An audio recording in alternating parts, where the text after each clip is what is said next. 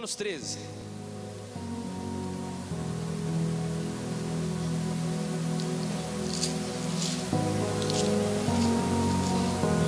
Quem encontrou? Toda pessoa esteja sujeita às autoridades superiores, pois não há autoridade que não venha de Deus. As autoridades que foram ordenadas por Deus. Por isso, quem resiste à autoridade resiste à ordenação de Deus, e os que resistem trarão sobre si mesmo a condenação. Pois os magistrados não são terror para as boas obras, mas para as más. Queres não temer a autoridade? Faz o bem, você terá louvor nela, pois ela é ministro de Deus para o teu bem.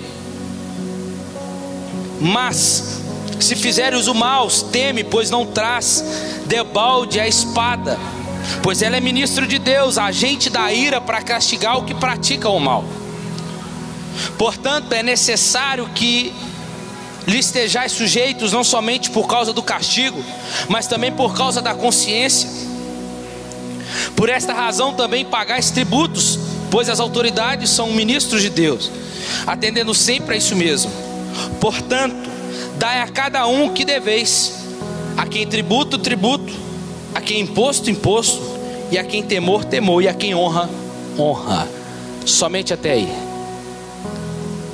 E o título desse sermão nessa noite que eu quero ministrar ao nosso coração é: Encontrando Deus na Política. E escuta isso aqui, eu não estou aqui para falar de direita, de esquerda, nem de centro, não sei o que.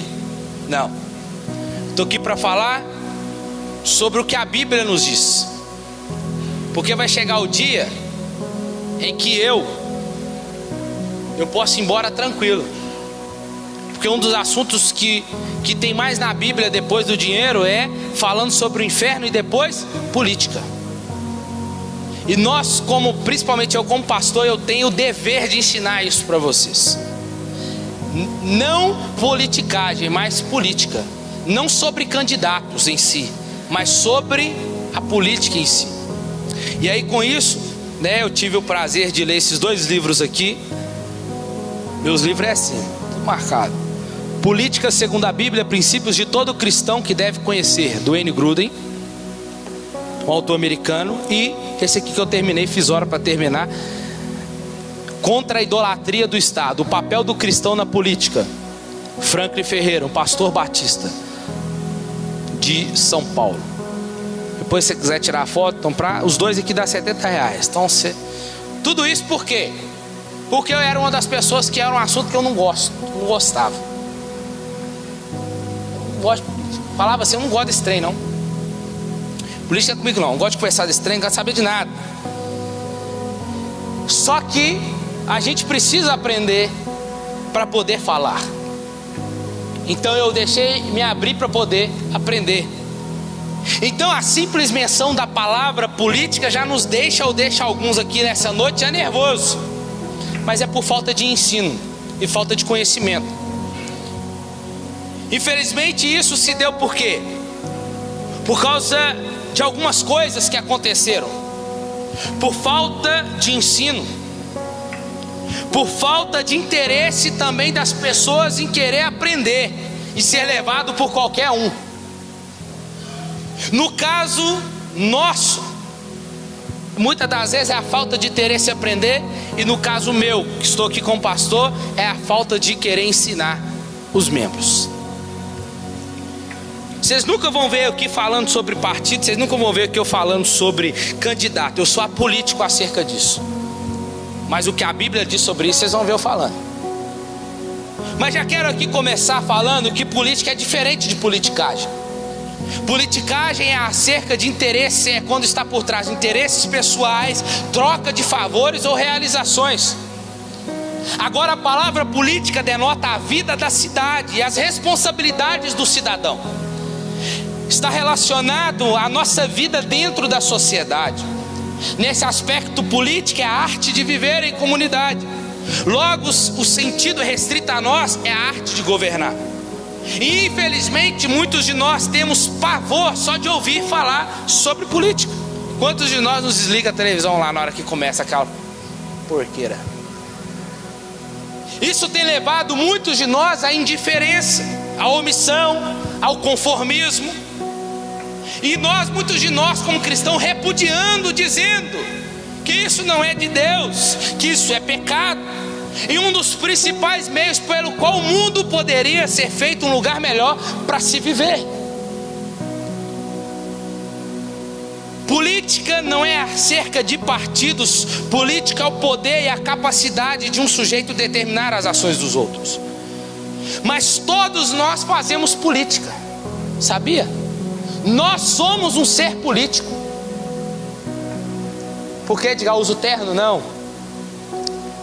Porque você é mentiroso? Também não. Você gosta de pegar a caneta do seu irmão? Também não. Mas escuta aqui. Nós fazemos política. Por quê? Porque nós influenciamos alguém. E quando nós influenciamos alguém, isso é fazer política. Quando falamos de jogo, isso é fazer política. Quando falamos de comida acerca, determinamos comida para o outro comer. O que o outro gosta de comer, a gente fala, não, se fosse você comer outra coisa. A gente está querendo influenciar essa outra pessoa a comer algo. Sobre a roupa que ela vai vestir. Até sobre a pregação do evangelho nós estamos influenciando. Isso é fazer política. Você está aqui? Então o que eu quero dizer nesse dia é sobre o que a palavra de Deus nos oferece. É a orientação para todas as áreas da nossa vida, inclusive no tocante à política. Então eu não quero dizer sobre a minha mera opinião, mas o que a Bíblia nos ensina acerca disso. E o que eu mais vou citar aqui é a Bíblia nessa noite. Então meu propósito central aqui não é ser liberal, não é ser esquerdista, não é ser da direita ou conservador. O meu papel aqui é te ensinar e você decide o que você vai fazer. É apresentar uma visão, uma cosmovisão, uma perspectiva bíblica sobre questões políticas através da palavra. E eu pelo menos espero com quem está aqui nessa noite que vocês adotem a Bíblia como guia para as suas vidas, em todas as áreas. Então entenda uma coisa, nós não podemos tirar Deus da conversa. Deus habita e está em todas as esferas públicas, esferas financeiras, seja qual ela for, Deus está presente em todas elas. Provérbios 15:3 diz assim, ó: o Senhor vê tudo o que acontece em toda parte, e Ele observa o comportamento dos bons e dos maus. Está dizendo que Deus só está com os cristãos? Não, a Bíblia está dizendo que Deus está em toda parte, contemplando os bons e os maus. Então, a gente não pode tirar Deus da conversa dizendo assim, não, Deus não habita nesse negócio. Deus não compactua com isso. Você vai ver com que Deus não pactua na política. Que Deus não está ali, que Deus não está acolá. Não, Deus está. E escuta uma coisa aqui, irmãos. A gente tem que parar com uma coisa. Nós temos que parar de separar o que é de Deus e o que é do mundo. A gente gosta de fazer isso. Sabe quando? Quando a gente fala assim, ó, não, eu tenho que ir para a igreja para fazer a obra de Deus. Aí a gente fala assim, eu tenho que sair do meu trabalho porque está me atrapalhando de fazer a obra de Deus. Mas escuta uma coisa. E quem te falou que você trabalhando você não está fazendo a obra de Deus? Quem te falou que quando você não está pintando um carro lá, você está dando o seu melhor? Você pode glorificar a Deus através do melhor que você está pintando o carro ali? Quem te falou que um barbeiro que é cristão, ele não está cortando e fazendo o melhor para glorificar a Deus através da barbearia? Então entenda, nós podemos glorificar a Deus em todas as esferas aonde nós estamos. Quem dicotomiza tudo sou eu e você, dizendo, isso aqui é de Deus, isso aqui não é de Deus. O que a gente tem que separar é o santo do profano. O que é santo é separado por Deus. Quem te falou que só é o templo aqui tudo? Amanhã esse aqui pode virar uma boate. E aí? Pode virar uma mecânica? E aí? Quem é santo na nova aliança é eu e você. Somos nós. Então entenda uma coisa, nós temos que parar de dicotomizar essas coisas. Aquilo que fere o caráter de Deus, isso sim não é de Deus. O que fere a palavra dele, isso sim não é de Deus. Mas tudo foi criado por Ele e para Ele. Todas as coisas são para glorificar a Ele. Mas diga, então o que o diabo faz? O diabo tenta distorcer tudo aquilo que Ele criou. Então entenda uma coisa, nós temos que mudar. Não, isso aqui é secular. Aí a gente tem essa tendência de viver dessa forma. E parece que a gente tem duas vidas. Uma vida na igreja e uma vida lá fora. Uma vida no trabalho. Aí a gente desliga. Desligando o motorzinho do Edgar no trabalho. Agora acionando o Edgar na igreja. Ué?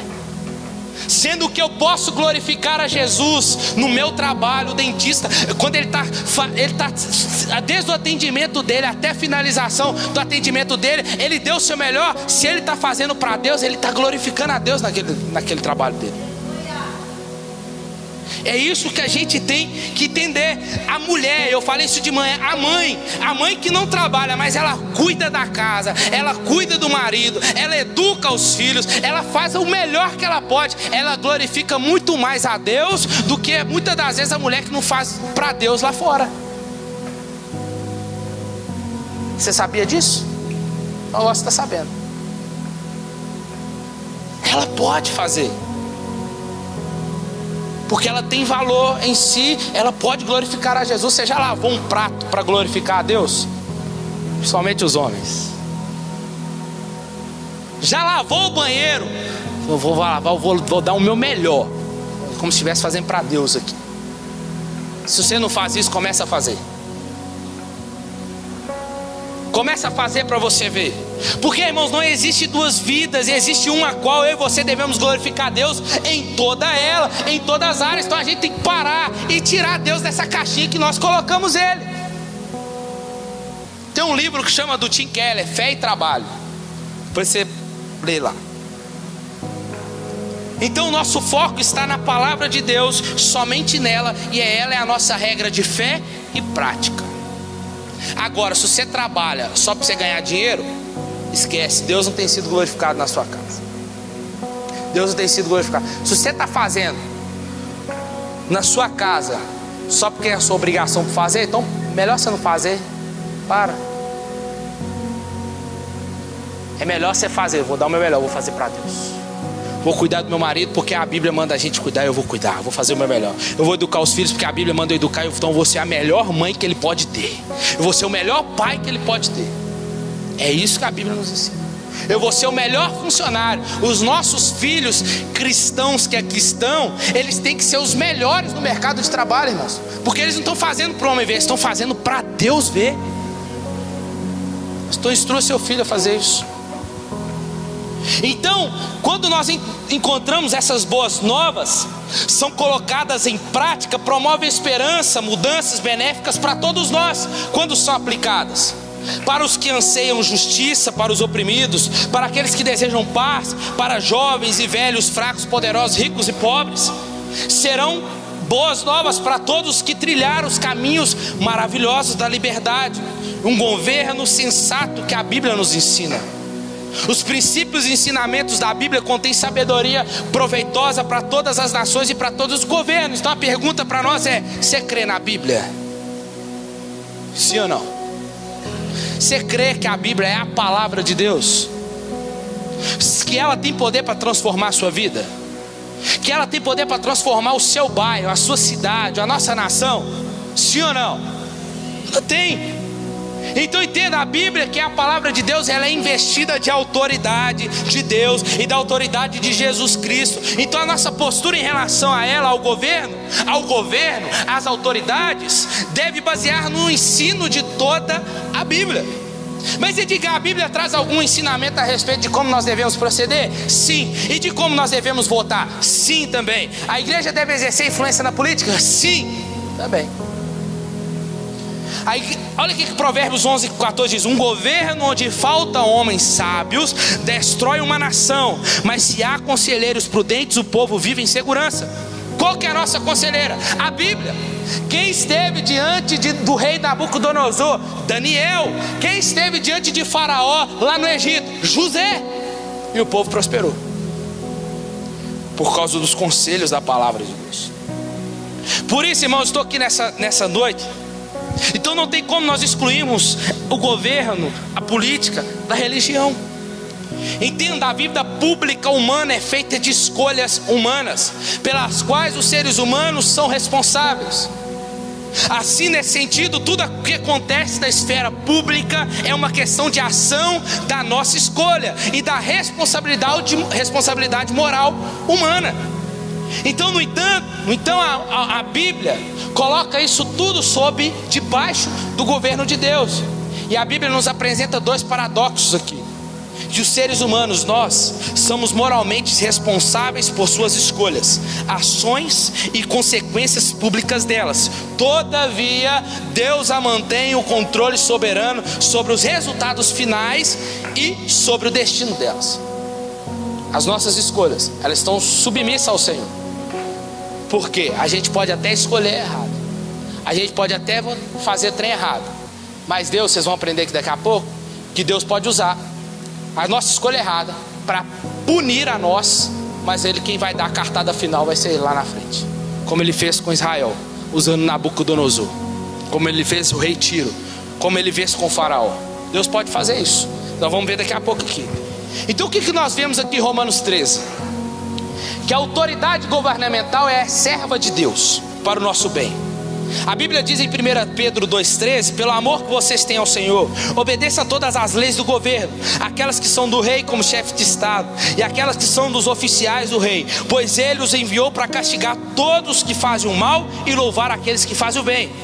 Os governantes são enviados para punir os praticantes do mal e honrar os que fazem o bem. Mas como fazer isso, se às vezes não é permitido a gente falar ou aconselhar? Infelizmente, a visão de excluir a religião do governo tem partido do pressuposto que Deus não existe, que não existe Deus. Dentro dessa esfera eles dizem: Deus não existe aqui, Deus está longe daqui. Ou se que Ele existe, não temos como conhecer os seus padrões. Logo, tem sim a palavra. Então Deus ocupa o lugar central, irmãos. Deus é a pedra de toque, a rocha conceitual na qual se baseiam todos os nossos pressupostos. E a ausência de Deus sempre irá levar à presença do mal.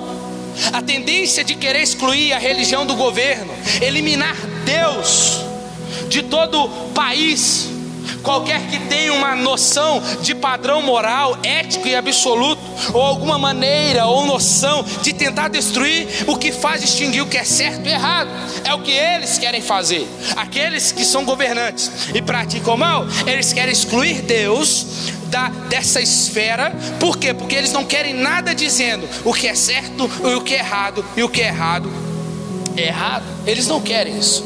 Então a ideia central deles é destruir isso, toda a crença em Deus, mas também a desintegração moral completa da sociedade. Para os cristãos que creem na Bíblia, não é difícil nós vermos isso e discernir a força espiritual que existe por detrás disso: Satanás. Mas, e o objetivo deles ainda de separar a religião e política não é apenas uma afronta ao cristianismo, mas é um esforço para branir os cristãos da vida pública. Os cristãos não podem habitar. Só que nós sabemos com quem está conosco, amém? É muito maior do que o que está com eles. Os governos podem muito fazer a diferença, irmãos. Podem. Por isso que Paulo orienta em 2 Timóteo capítulo 2, versículo 2, Timóteo, Bíblia, está dizendo para nós que nós cristãos devemos orar pelas autoridades, por todos que exercem autoridade, para que nós venhamos ter uma vida tranquila e serena. Ou seja, um bom governo ajuda o povo a ter uma vida tranquila e de piedade, enquanto o mau governo impede que isso aconteça. Olha que Provérbios 28:16 diz: o governador, ou quando eu falo governador, falo o governo, a autoridade. A autoridade que aumenta os impostos a cada dia é um louco. Um governo que não quer que não quer enriquecer a custa do povo será mantido no cargo por muitos anos. Provérbios 29:2. Quando a autoridade é formada de homens justos e honestos, o povo vive feliz. Mas quando os líderes de uma nação são maus e desonestos, o povo chora de tristeza. Provérbios 28:2. Um povo que vive no pecado enfraquece o governo, mas um rei justo e honesto coloca o país no caminho certo. Estou lendo Bíblia, tá, irmãos? Provérbios 29:4, já li. Um rei justo e honesto ajuda seu país a crescer e viver em paz. O rei que quer ficar rico às custas do povo acaba destruindo a sua nação. O que Paulo está dizendo para nós? Você tem que orar por eles. Nós estamos vendo aqui que um bom governo ele pode ajudar uma nação a crescer. Quando Paulo menciona as autoridades superiores, ele está se referindo ao Estado com seus representantes oficiais. Paulo não defende aqui nenhuma forma específica de governo, mas afirma que o governo, aquele que exerce autoridade, ele está debaixo de uma instituição divina, porque é Deus que levanta e depõe autoridades. É Ele que coloca no trono aqueles que governam, e também é Ele que tira do trono. É Ele que governa o mundo e faz isso mediante as autoridades constituídas. Deus, irmãos, Deus é Deus de ordem e não de desordem. Foi Ele que instituiu o governo e não a anarquia. Então apenas 3 organizações foram instituídas por Deus: a família, a igreja e o governo. Mano, suas funções não podem sobrepor, senão vai haver confusão. Não pode um interferir no outro, como já tem visto, a gente tem visto acontecer aí. Que a gente tem visto muitas vezes acontecendo. A forma que eles querem fazer você, a forma que eles querem ensinar você a educar seu filho, a forma que eles querem impor ideologias nas escolas, a forma que não é mais você que diz quem que seu filho é e o que ele vai ser. Não, agora é ele que ele determinar, quando ele nem sabe o que ele quer ainda da vida. Ele sabe o que ele quer, ele sabe. Você não pode interferir, você não pode educar mais. É uma área que não é para eles entrar, eles estão entrando. E aí a família também não pode governar onde ela não foi chamada para governar, e nem a igreja pode deixar de ser luz nesses lugares. Então o que Paulo nos ensina aqui nos primeiros versos? Que toda autoridade ela vem de Deus. Todo homem esteja sujeito às autoridades. O apóstolo Paulo deixa claro que nenhum indivíduo está isento dessa sujeição, seja quem é incrédulo ou seja quem exerce a fé. Estou imune, não estou imune. Agora Paulo diz que Deus é a fonte de toda a autoridade, e os que exercem, eles fazem por delegação divina. Está mais pesado ainda para eles, porque eles estão debaixo da autoridade de Deus. A autoridade, ela precisa reconhecer que sua autoridade ela é delegada, ela veio de Deus. E aquele que exerce a autoridade, ela tem que ser serva de Deus para nos servir. E a autoridade de Deus que se exerce, ela exerce para o serviço do bem. O próprio Jesus indicou a legitimidade da autoridade política quando ele diz para Pilatos em João 19:11. Pilatos fala para esse Jesus, o rei dos judeus: você sabe que eu tenho autoridade para te soltar, né? E Jesus fala o que para ele? Nenhuma autoridade foi dada a você, senão do céu que tivesse dado a você. Você não pode ter autoridade se do céu não tivesse te dado. Então é os céus que vem toda a autoridade. O Antigo Testamento aponta para nós em Daniel 2:21 que é Deus que remove reis e é Deus que estabelece. E o compromisso de obedecer, sendo toda autoridade, então ela vem de Deus, ela vem. O compromisso de obedecer à autoridade, todos nós. A atitude que devemos ter em relação às autoridades é de sujeição. O termo aqui implica de modo algo, não de uma forma de servilismo, mas trata-se de que uma sujeição que visa evitar a desordem, promover a paz, como convém no Senhor. Paulo está dizendo, é necessário que estejais sujeitos. Não somente porque vocês têm que obedecer, não. Paulo está dizendo, vocês não têm que obedecer por medo da punição somente, não. Vocês têm que obedecer por consciência, porque vocês sabem que a autoridade ela vem de Deus. E quando você rejeita essa autoridade, você está indo contra o próprio Deus. Só que escuta isso aqui: a obediência à autoridade não tem o caráter resignado, a submissão inspirada por temor ou medo, seja de multa ou por medo de prisão. A sua obediência não pode se dar por medo das consequências. Você obedece por questão de consciência, pois aceita a autoridade que vem de Deus. E quando obedece à autoridade, você obedece a Deus. Agora escuta: De modo que Paulo está dizendo agora, de modo que aquele que se opõe à autoridade resiste à ordenação de Deus. Mas se opõe aqui, a palavra se opõe significa aquele que se batalha contra. Paulo fala de uma resistência formal, planejada, proposital, sistemática. E a resistência que podemos ter não é o princípio de autoridade. Mas escuta isso aqui, Edgar, beleza, tudo bem, você falou pra gente, a gente tem que obedecer, certo? Mas e quando a autoridade, o governo, ele não cumpre, ele é contra os princípios de Deus, ele é contra, porque se ele é serva de Deus, ele tem que cumprir o quê? Os princípios que Deus estabeleceu. E o que a gente faz? Agora escuta isso aqui.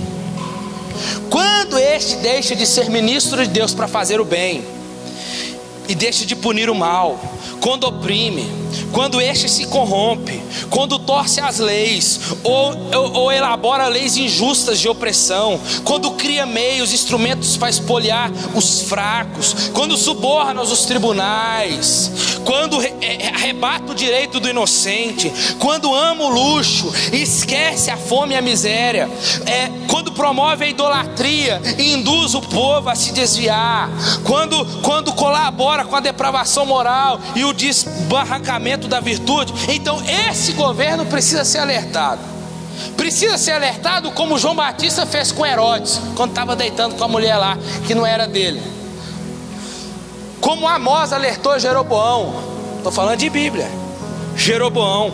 Como os apóstolos alertaram no sinédrio judaico que eles estavam fazendo. Quando Lutero alertou a aristocracia feudal. Como Calvino alertou os tecnocratas genebrinos quando eles estavam corrompendo o sistema. Como John Wesley condenou o tráfico de escravos na Inglaterra. Como Charles Finney alertou sobre a impiedade de escravidão na América. E como Dietrich Bonhoeffer, que diz nesse livro aqui sobre ele, lutou contra o nazismo, foi contra Hitler, mas foi morto, foi enforcado, mas conseguiu e foi até o fim. O povo de Deus não pode, irmão, escute isso aqui agora. Nós, como povo de Deus, não podemos, a título de obediência, sermos colaboradores, entreguistas e conviventes com a opressão, a corrupção e a maldade. A igreja europeia colaborou com Hitler. No Brasil, muitos pastores foram integristas no regime da ditadura e da repressão militar. Escute isso aqui agora. Quando o governo se desvia de sua rota e se rebela contra a autoridade de Deus, promulgando leis contrárias à lei de Deus, a desobediência civil nossa se torna um dever nosso. Se torna um dever. Precisamos resistir, como as parteiras fez. As parteiras hebreias recusaram a matar os seus filhos lá em Êxodo. Precisamos resistir, como Mesaque, Abednego, Sadraque resistiram às ordens de Nabucodonosor, como Daniel resistiu. Precisamos resistir como a igreja primitiva resistiu. Antes nos compete obedecer a Deus do que os homens. Então escute isso aqui, irmãos. Quando a palavra de Deus, quando o governo ele está infringindo a lei de Deus, está indo contra a mente, de forma contrária os princípios bíblicos, nós como cristãos não podemos colaborar. Nós temos que ir contra. Nós temos um dever de cristão dizer: eu prefiro obedecer a Deus, eu prefiro perder a minha cabeça, eu prefiro ser preso do que desobedecer a Deus. Vai chegar o dia, e se chegar, que vai chegar ali duas pessoas do mesmo sexo. Vou dizer: pastor, eu amo a igreja aqui, eu queria que você fizesse um casamento. Eu falei: eu amo vocês, mas eu não posso fazer. Por quê? Porque é contrário ao que a Bíblia diz. A gente ama, mas a prática a Bíblia condena. E aí, o que vai acontecer? Vou virar Paulo na prisão, vou pregar lá dentro, porque vai ser preso. E aí eu quero ver quem é crente. Aí eu quero ver quando o seu emprego estiver na ponta da beirada, se você de fato vai querer obedecer a Deus ou vai querer abraçar tudo que está lá. Mas a Bíblia está nos ensinando aqui. A gente tem que ir contra homens que perderam a cabeça, homens que foram enforcados, homens que foram jogados dentro do Coliseu Romano por resistir à autoridade, mas a autoridade que feriu o caráter de Deus. John Stott diz assim, se o Estado exige aquilo que Deus proíbe, ou então proíbe o que Deus ordena, então como cristãos, nosso dever é claro, resistir e não se sujeitar-nos, desobedecer o Estado a fim de obedecer a Deus. 1 Reis 21, Daniel 3,18, Daniel 6,12, Marcos 12, Atos 4. É nessas horas nós temos que dizer, antes importa obedecer a Deus do que os homens. Então entenda, irmãos, o governo só é legítimo quando este cumpre a vontade de Deus, porque ela é serva de Deus. Se o governo proíbe aquilo que Deus exige, e exige aquilo que Deus proíbe, os cristãos não devem se submeter. E assim, é uma forma de desobediência legítima por Deus, autorizada por Deus. Os primeiros cristãos morreram não porque em si eles desobedeceram, não porque obedeceram o Estado em uma questão civil, não. As pessoas dizem que na igreja primitiva eles obedeceram, eles não desobedeceram, desobedeceram. Por quê? Por que eles foram jogados a leões no Coliseu Romano? Do ponto de vista cristão, alguns dizem que foi por motivo religioso. Não foi. Mas do ponto de vista do Estado romano, eles estavam praticando desobediência. Eles eram considerados rebeldes. Por quê? Porque existia um imperador chamado César lá, que dizia, vocês têm que me adorar, eu sou o Deus de vocês. César era chamado de Senhor e Deus. Vocês podem ver nos filmes aí. Os cristãos têm que adorar. O que os cristãos fazem? Nós não vamos adorar, nós não vamos nos dobrar. Como o Sadraque, Mesaque e Abednego. Isso permeou pela história da igreja. O que aconteceu? Pegaram os cristãos, jogaram dentro do Coliseu de Roma para serem comidos por leões. Então, irmãos, escuta. Eu e você pecamos quando aceitamos tudo que Deus não aceita. Pecamos quando nós não resistimos o que era para resistir. Então, todavia, escuta, agora também é pecado, se torna pecado você resistir uma autoridade quando essa autoridade está cumprindo as leis de Deus. Agora escuta isso aqui, deixa eu falar para você, talvez você não sabe disso aqui. Talvez lá na BR, você está andando na BR e a via está dizendo 80 km por hora, você passa 100, o que você está fazendo? O que você está fazendo? Desobedecendo uma lei que foi instituída por alguém que Deus colocou lá. Sabia? Quando você fura um sinal vermelho,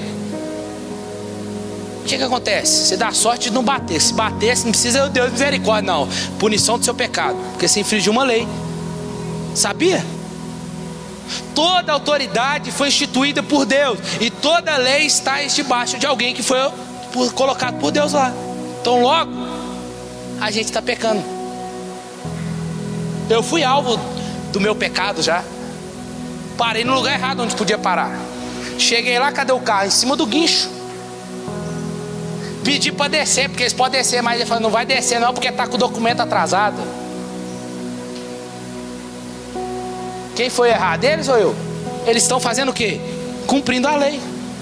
E o que eu estou fazendo? Desobedecendo a lei, andando com o carro todo atrasado e ainda para no lugar errado. E aí depois eu quero pedir misericórdia a Deus. Não, irmãos. Antes da gente cobrar os nossos direitos, a gente tem que aprender a cumprir com os nossos deveres. Então escuta isso aqui. Nós devemos resistir os que vão contrário ao que Deus ordena. Nós como igreja, uma coisa, nós não podemos ser apolíticos. O que é ser apolítico? É ser omisso. No que sentido? Em quem vai votar. Não vou anular meu voto. Não, eu não vou fazer isso não. Ah, deixa pra lá, vou fazer de qualquer jeito. Eu não gosto de política. Sabia que vira pecado isso também? Devemos ser apolíticos a candidatos, a partidos. A gente observa, a gente olha, a gente vê. Mas quando é para falar, a gente se torna político. Agora, para exercer a sua cidadania, faz parte de cumprimento da lei. Sabia que se você não vota, você não tem seu negócio registrado, você não pode nem sair fora do país? Você não consegue. Nem emprego você consegue arrumar, só se for bico. Então os princípios cristãos, irmãos, que aqui estão sendo estabelecidos, são grandiosos demais para ficar confinados a 4 paredes da igreja. A autoridade está sob a autoridade de Deus. O poder deles não vem deles mesmos, estão debaixo de Deus. Se eles não governam a partir de Deus, sem a direção de Deus, sem reconhecer a soberania de Deus, a justiça de Deus, se eles não governam bem, sem conhecer a ética de Deus, os valores de Deus, os propósitos de Deus, a palavra de Deus, o que eles estão fazendo? Indo contra Deus. E vai chegar o dia que eles vão prestar conta diante de Deus. Por isso a autoridade não é constituída para dominar com rigor, com violência e truculência, mas para o bem. Qual bem? Para o nosso bem. A autoridade não recebe poder ilimitado. Escuta, como pode ser ministro de Deus a autoridade que nega que Deus existe? Tem muita gente, muito bacaninha, candidato, legal, que não é cristão, mas segue os princípios bíblicos. Mas tem muitos que se diz que tem fé, que nega que Deus existe e fala mal ainda. Tu escuta uma coisa, como pode esse representar Deus? A gente aprendeu aqui no Antigo Testamento, Deus levantando Saul. O que aconteceu por desobedecer a Deus, por não ouvir a voz de Deus? E depois disso nós vimos o que virou Israel. Como a autoridade que descrê de Deus pode agir em seu nome? Daí eles vão bandear para onde? Para o totalitarismo, para a crueldade, vão adorar o ateísmo. Daí os desatinos históricos que vão acontecer, a tortura, o holocausto na China, 60 milhões de pessoas morreram. O regime nazista, 60 milhões de pessoas que morreram, porque a partir deles começaram a Segunda Guerra Mundial. O regime stalinista, com seu ateísmo intolerante, colocaram pessoas, sacrificando pessoas em arame farpado. O fascismo e o nazismo, com sua truculência, inundaram a Europa num mar de sangue. O comunismo, não preciso nem falar, né? Tá aqui a bandeirinha aqui, ó. O comunismo manteve por mais de meio século milhões de pessoas debaixo da opressão. Ainda hoje governos absolutistas governam com punhos de ferro, irmãos. E como explicar a presença dessas autoridades más? Instrumento de Deus para julgar as nossas escolhas erradas. Deus levanta o Império Assírio para ir contra quem? Para ir contra o Reino do Norte. Leva o Reino do Norte embora. Deus levanta o Império Babilônico porque o Reino do Sul, que é Judá, não aprendeu com o Reino do Norte, abandonou os mandamentos de Deus. Deus levanta Nabucodonosor e usa o Império Babilônico como chicote na mão dele para punir e castigar Israel, e leva eles para o cativeiro. E lá eles vão ficar 70 anos para eles aprender. Mas o bom é que Deus tem misericórdia, né, irmão? O problema é que a gente só aprende assim, né? Só aprende punindo. A gente não aprende com a palavra. Por que a gente erra? A gente erra porque a gente é bobo mesmo. Porque está aqui, ó. A Bíblia está nos ensinando. A gente erra por causa disso. Não é por falta, às vezes não é por falta de conhecimento, não é porque a gente tem conhecimento, a gente se. Hoje de manhã eu falei com um menino aqui. Tem aquele que é cego, cego mesmo. E tem aquele que era cego, agora vê, mas finge cego.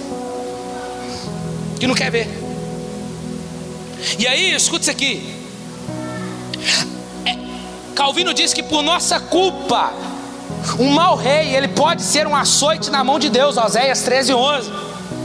Por nossa culpa, uma bênção tão excelente de Deus pode se converter em maldição. Deus castigou Israel com a vara. E aí? E se Deus quiser mandar um governante assim? Não se assuste, será para punir. A finalidade da autoridade, a autoridade constituída, ela tem duas finalidades, ambas importantes, fundamentais para nós: promover o bem. É o que Paulo fala. O objetivo do governo e dos governantes não é gerar coisa boa para eles, não, é gerar para nós, promover o bem-estar para aqueles que estão a serviço, que estão diante deles. Eles são ordenados e vestidos de autoridade, a fim de agir como terror para aqueles que fazem o mal e louvor para aqueles que fazem o bem. Hoje está tudo trocado, né? Hoje é o ladrão que tem que viver, né? É o ladrão que não precisa ser punido, e aí por diante vai. A autoridade, ela é ministro de Deus para o nosso bem. Que tipo de bem? O bem espiritual. O governo deve promover a verdade. Quando o governo promove o ateísmo ou outras aberrações que levam o povo a se desviar da verdade, está cavando a própria sepultura, tornando-se instrumento de juízo em vez de bênção.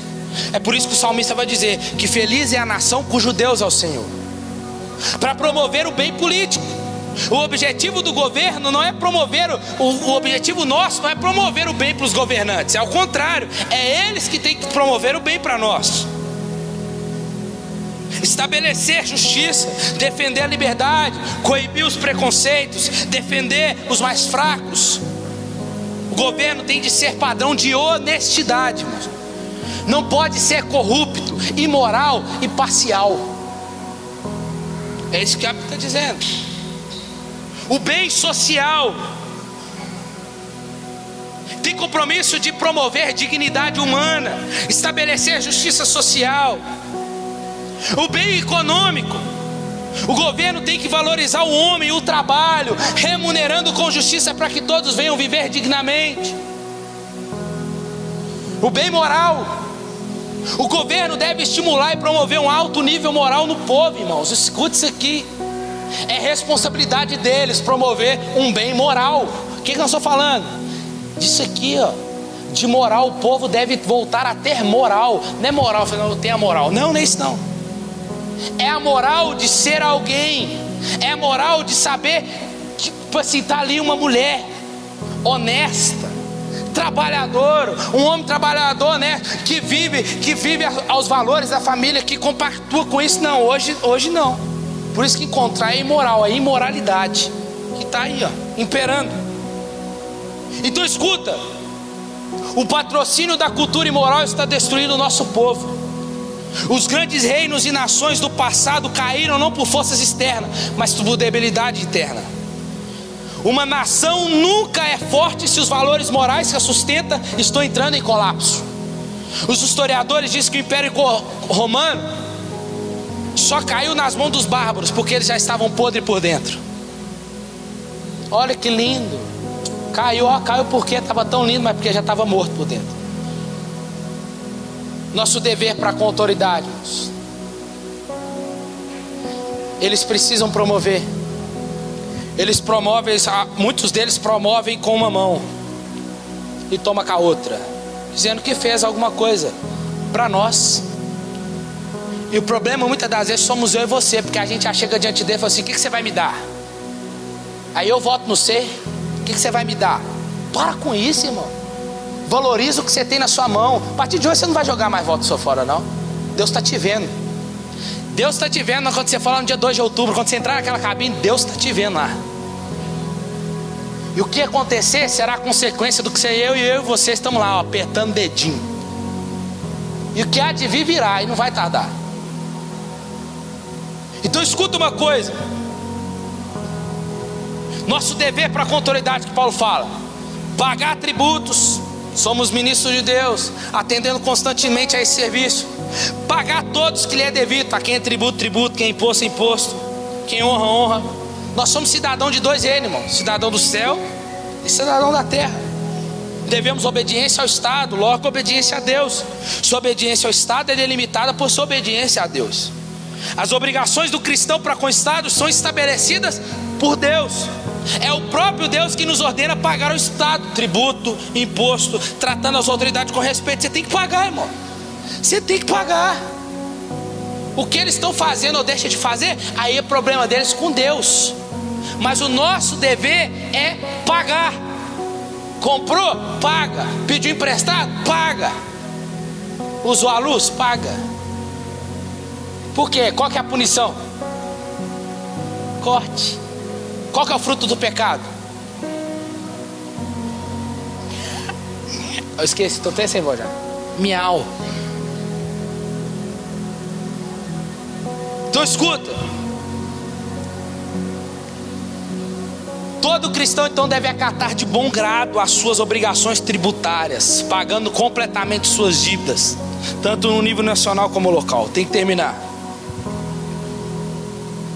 Se não pagarmos nossos impostos, demonstraremos desrespeito com a lei, para com as autoridades e para com o Senhor. E essa falta de consideração afeta inevitavelmente a consciência do cristão. Assim também o governo não pode exorbitar em sua função, sobrecarregando o povo com impostos pesados e abusivos, vivendo num fausto luxo, expensas pobrezas e misérias do povo. Lembra do tio Patinhas? Quem lembra do tio Patinhas? Então, é o tio Patinhas. Então, irmãos, se por um lado temos responsabilidades para com o Estado, eles também têm responsabilidade para conosco. Quando se instalam no poder homens gananciosos, corruptos, que mordem vorazmente o dinheiro público, desviando os recursos dos impostos para suas gordas contas bancárias em paraísos fiscais, ou desviam para o ralo da corrupção verbas que deveriam promover o bem do povo, essa atitude má do governo deve ser denunciada com veemência e ousadia. O Estado não está acima da lei moral, mas deve ser mordomo dessa lei. Por isso o cristão na política deve ser o quê, irmão? O sal, irmãos. O sal. Se por um lado um número de pessoas talvez que estão aqui alegam que não gostam de política, que é necessário manter distância disso, por outro, irmão, é preciso que nós então como cristão atue como sal, que não é só usado para salgar, mas é usado para conservar, preservar a sociedade da degeneração. A ideia do sal é isso, é conservar, entretanto que possa exercer suas propriedades conservadoras. O sal precisa ser esfregado na carne a fim de impedir que ela entre em processo de decomposição. Uma igreja está aqui como um freio, para que a moral do país não vá embora. A igreja está aqui para ser um freio no carro do cão. Só que a gente tem que cumprir o nosso papel de ser o sal, para salgar, para temperar e para conservar. Nós devemos agir em conformidade com a palavra, com consciência.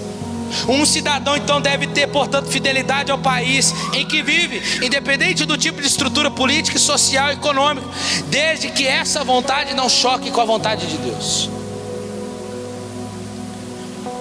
Então, uma coisa temos que entender: a igreja e o Estado não podem se misturar. O que é isso? O Estado nunca deve fazer aquilo que compete à igreja, bem como a igreja não deve fazer aquilo que compete ao Estado. Isso você aprende lá no livro de história. E nisso o cristão não pode esquecer que Deus é a fonte de toda autoridade, tanto da igreja quanto do Estado. Então, irmãos, a igreja serve como preservação da moralidade. A igreja deve lembrar que as autoridades políticas que um dia teremos, ou que vamos ter, eles também têm que lembrar e entender que eles vão ter que prestar contas diante de Deus. Todos eles terão que prestar contas diante de Deus sobre a forma que agiam, dispensação da autoridade que receberam. Talvez algum pode dizer: a igreja deve apenas dedicar ao evangelismo e não se envolver com política. Não. É a mesma coisa de perguntar qual parte da Bíblia que eu devo ou não devo pregar. Se nós omitirmos, se nós não falarmos agora, eles vão nos calar, irmãos. Eles vão nos calar. Porque cadê Deus? Está aqui. Deus está em todas as esferas, principalmente na política. Romanos 13, 1 Pedro 12, 13, Gênesis capítulo 9. As narrativas dos reis do Antigo Testamento, bons e maus, Daniel na Babilônia, José no Egito. Então qual que deixa para trás? Nenhum. Então para e pense, irmãos. Por que Deus não levou você quando você creu em Ele e levou Ele embora, e te levou embora? Por que Deus deixou você aqui na terra? É somente para governar? É somente para pregar o evangelho aos outros? Beleza. Mas o que você vai fazer depois disso? Escuta, nós devemos amar o próximo. E se estamos aqui na terra para glorificar a Deus, e glorificaremos. O que é isso? Significa que devo me empenhar em favor do bem do próximo em todos os âmbitos da sociedade. Amar o próximo como a ti mesmo significa que devo me empenhar em favor de boas leis para proteger as crianças que já estão aqui, as crianças que vão nascer, ou não, né? As crianças que vão nascer, a gente tem o dever de protegê-la. Devo me empenhar em favor de boas ideias para proteger as crianças de influências dentro das escolas. Ou todo mundo aqui, irmão, oxalá, quem dera se nós todos tivéssemos dinheiro para pagar uma escola particular cristã para os nossos filhos. Que Deus nos dê essa proeza, irmãos. Porque todo dia a gente tem que chegar em casa e ficar mudando o assunto. Não, filha, não é assim. É papai do céu que faz assim. É papai do céu que é assim. E aí fica nessa batalha o tempo todo. Ele sendo atacado de lá e a gente falando daqui. Aí, mas peraí, o que é o que?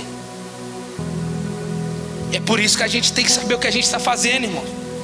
As influências deles sobre relacionamentos sexuais fora do casamento, validando o que é certo, se tornando errado, e o que é errado passando a ser certo.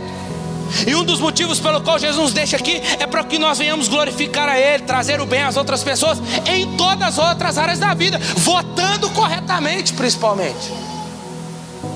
Deus nos envia como embaixadores, irmão. 2 Coríntios 5:20.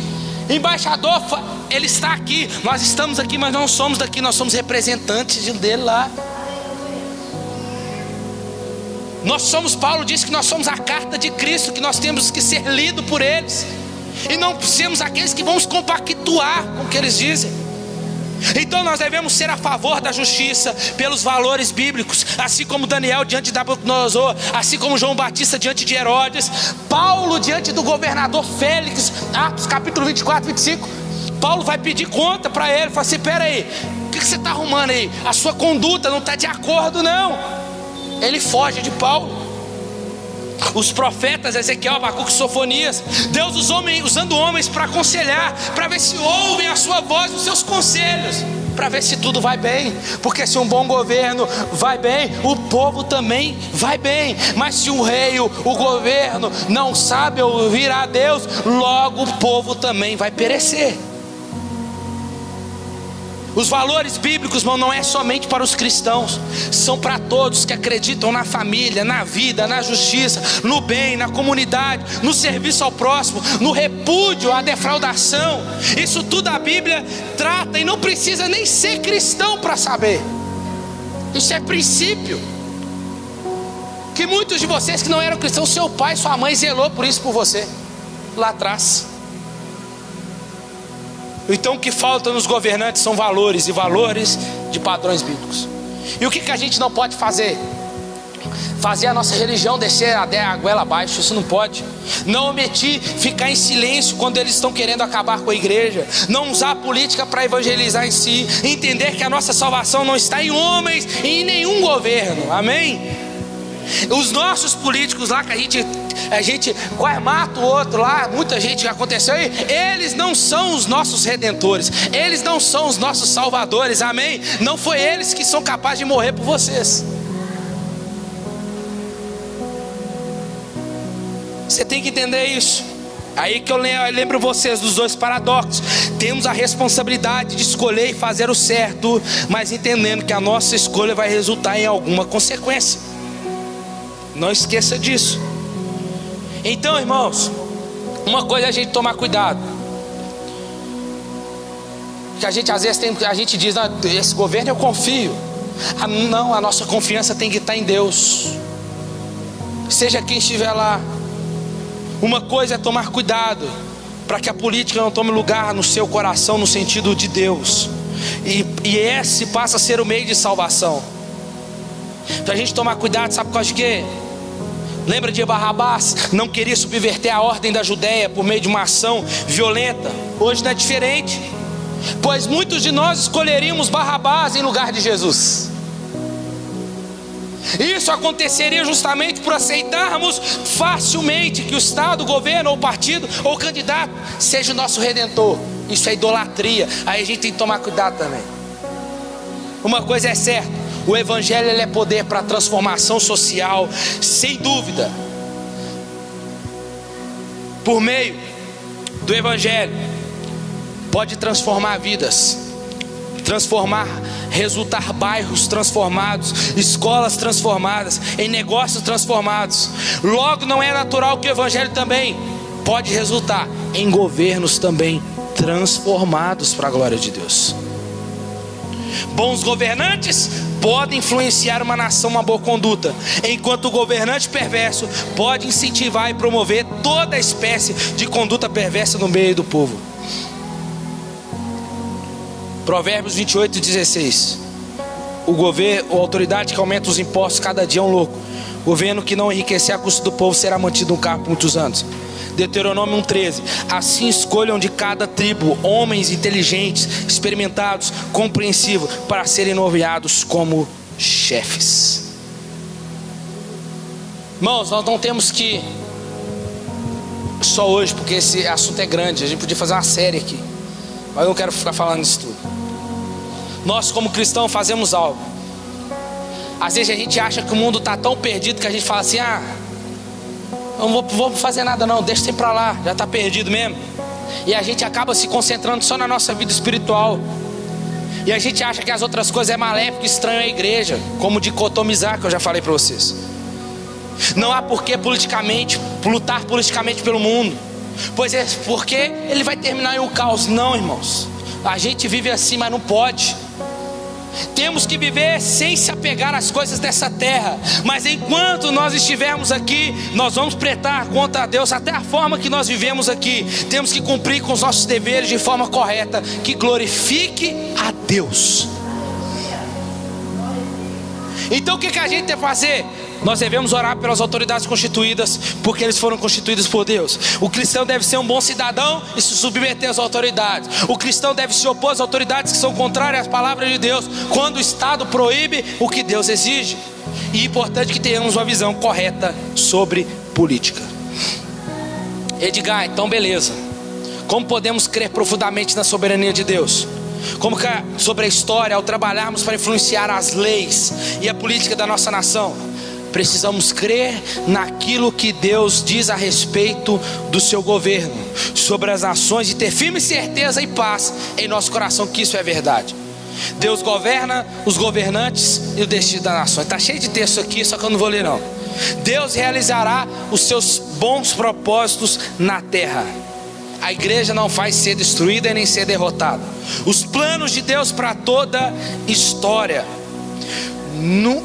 Naquele novo lugar, nós não teremos fome, não teremos sede. Cristo voltará e governará as nações. No final, quem terá autoridade para governar em todo mundo? Não é César, não é Nero, não é Ciro, não é Hitler, e nem o presidente da União Europeia, nem o presidente dos Estados Unidos, e nem tampouco o presidente do Brasil.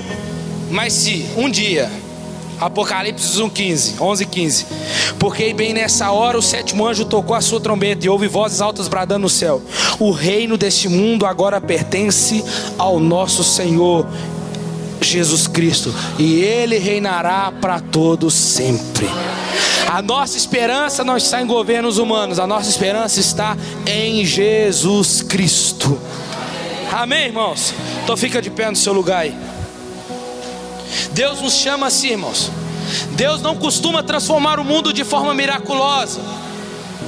Deus nos chama para trabalhar em prol de boas leis e bons governos nas nações da terra.